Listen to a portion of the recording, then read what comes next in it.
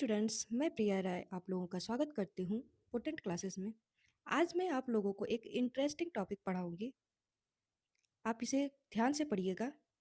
क्या आप जानते हो मोनो, बाई, ट्राई क्या होता है? मोनो, बाई, ट्राई और भी प्रीफिक्स है, ये क्या होता है? जैसे अगर मैं एग्जांपल के माध्यम से बताऊं, बाई साइकिल, तो आप यहाँ देख रहे हैं ना, साइकिल में बाई लगा हुआ है। जैसे ट्राई एंगल, ट्राई एंगल, तो आप देख रहे हैं एंगल में जो है ट्राई लगा हुआ है। तो इसी के बारे में हमें पढ़ना है। और इसमें जो है वो जो प्रीफिक्स है 1 to 10 तक हम पढ़ेंगे। ठीक है, 1 to 10 नंबर प्रीफिक्स के बारे में पढ़ेंगे। ठीक है, तो आइए अब हम 1 to 10 तक के नंबर प्रीफिक्स को पढ़ते हैं। पहला है मोनो। मोनो, यूनी भी एक प्रीफिक्स होता है। इसे हम 1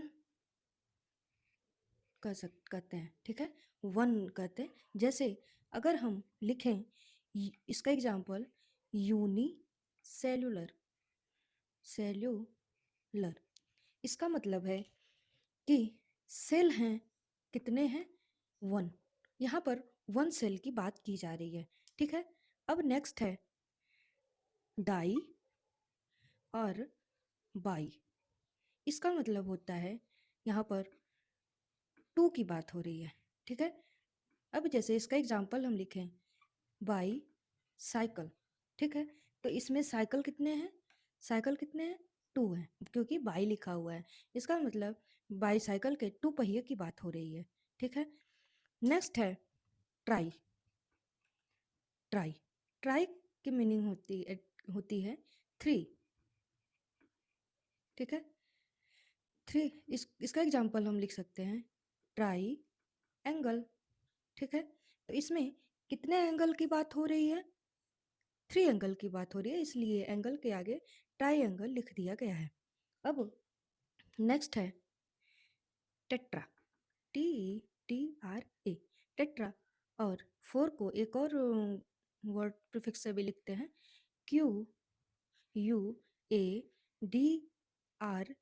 क्वाड्रा भी एक प्रीफिक्स होता है। जैसे टेट्रा को छोड़ो, जैसे इसका लिख देते हैं क्वाड्रिलैटरल। क्वाड्रिलैटरल, लैटरल की मीनिंग होती है साइड्स की बात हो रही है। तो कितने क्वाड्रा है, तो इसलिए 4 की बात हो रही है, तो 4 साइड्स की बात हो रही है। जैसे अगर हम ये बना दें स्क्वायर या रेक्टेंगल, तो इसमें कितने साइड्स हैं? 4 साइड्स हैं, इसकी बात हो रही है। ठीक है, अब नेक्स्ट है पेंटा। पेंटा, पेंटा की मीनिंग है 5। 5, तो हम इसे इसका एग्जांपल लिख सकते हैं पेंटागॉन। ठीक है, तो पेंटागॉन का मतलब है, गॉन की मीनिंग, गॉन जो है उस ये बोल सकते हैं साइड्स की बात हो रही है। और पेंटा कितने साइड्स हैं? 5 साइड्स हैं। ठीक है, अब पेंटा के बाद होता है हेक्जा। हेक्जा, हेक्जा को हम 6 बोलते हैं। ठीक है, तो इसका एग्जाम्पल होगा हेक्जागॉन।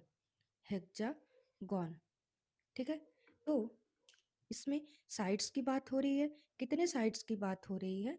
6 साइड्स की बात हो रही है। ठीक है, अब नेक्स्ट है 7th हेप्टा। हेप्टा, हेप्टा का की मीनिंग होती है 7। 7, तो इसे हेप्टागॉन, इसका एग्जांपल हम कह सकते हैं हेप्टागॉन। तो इसमें कितने साइड्स की बात हो रही है? हेप्टा की बात हो रही है, इसका मतलब 7 की बात हो रही है, 7 साइड्स की बात हो रही है। ठीक है, नेक्स्ट है ऑक्टा। ऑक्टा, ऑक्टा की मीनिंग होती है 8। ठीक है, इसका एग्जाम्पल हो जाएगा ऑक्टागॉन। ठीक है, इस इसका हो जाएगा कितने साइड्स हैं? 8 साइड्स हैं। ऑक्टा का 8 होता है, तो इसलिए हम कह सकते हैं कितने साइड्स हैं? 8 साइड्स की बात हो रही है। अब हो गया नेक्स्ट नोना। नो ना, 9 को नोना बोलते हैं। और एक और प्रीफिक्स है इनी, ठीक है। इसे हम 9 लिख सकते हैं और इसका हो जाएगा एग्जाम्पल नोनागॉन, ठीक है। इसमें कितने साइट्स हैं? 9 साइट्स हैं, ठीक है। इसकी बात हो रही है। अब लास्ट है डेका, DECA। डेका की मीनिंग है 10, ठीक है।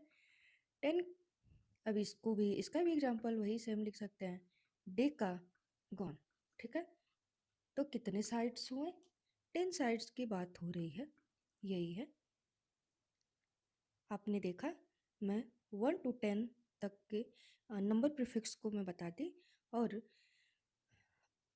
किस नंबर का प्रीफिक्स किस तरीके कैसा होता है, इसका ध्यान दीजिए।